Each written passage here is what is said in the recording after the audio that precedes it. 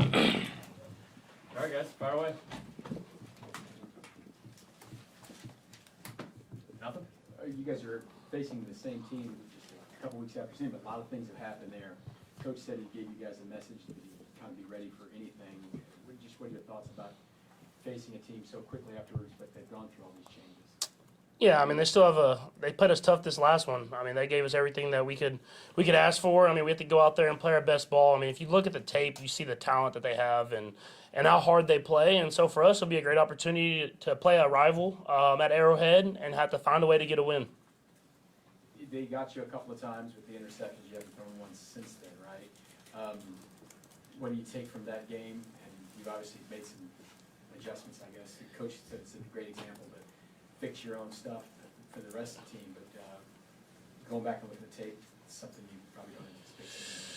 Yeah, I mean, they did a good job of following my eyes, making some good plays on some balls that I was trying to throw in some tight windows. And so I've had to make sure to just take what's there and not try to force it. They got great players. Like I said, they got great players that make a lot of great plays. And so for me and for this team, we got to go out there and play our best ball, and we know we have to play our best ball if we want to win. What has made Jarek such a reliable weapon for you here, especially late in the season? Yeah, I think he's done a great job with his opportunities that he's been given.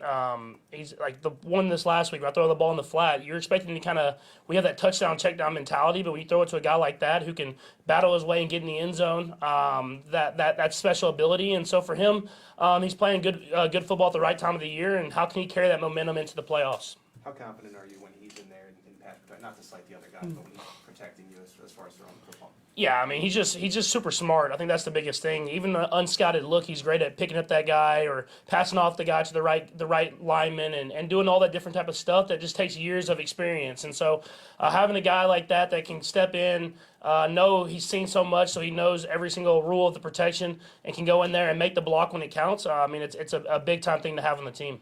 Patrick, I know earlier in the year you said that every time you felt like you threw to Noah, it was a good play. You've connected with him now, what seems to be 10 straight games, I believe. Just how does Noah fit into this offense and obviously playing off of Travis and giving you another option at the tight end position?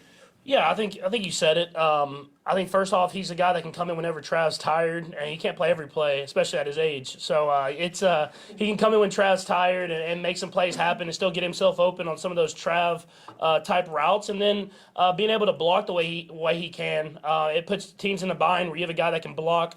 And you can have two tight ends on the field, but he can also run routes like a receiver. So he'll continue to get more and more in this offense, and he's so comfortable in it. He's another weapon that we can have that can go out there and make it hard for defenses. Patrick, this is inside football a little bit, but the 52-yard pass to Kelsey, he started in motion. You guys throw a lot to a guy that starts in motion. I know you can get like a man zone ID sort of thing, but are there other benefits the receivers get or that you guys get from having a guy go in motion and throwing it in? Yeah, I mean, obviously the biggest one's probably man zone IDs. It also gets guys usually cleaner releases, so they're not necessarily pressed the line of scrimmage, so the timing can be right.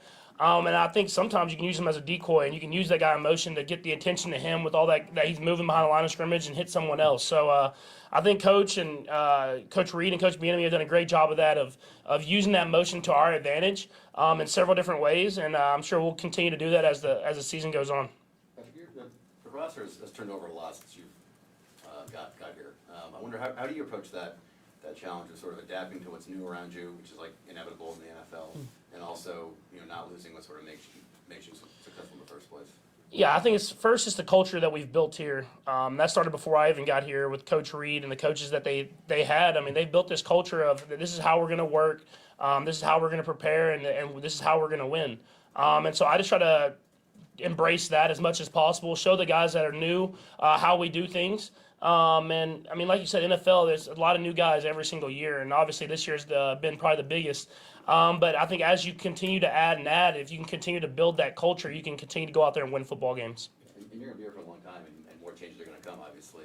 Like you said, this has been one of the bigger changes this year. Are there lessons you learned this year that you'll take forward, and this kind of keeps happening? Yeah, I mean, it helped me grow as a quarterback, just having to get through the offense, the entire offense, knowing that we're going to move guys around, we're going to have playmakers everywhere, and you got to just continue to get through your reads, get to the right guy. I mean, I think I got in some things the last year, especially where it was Tyreek or Travis, kind of looking back and forth to that.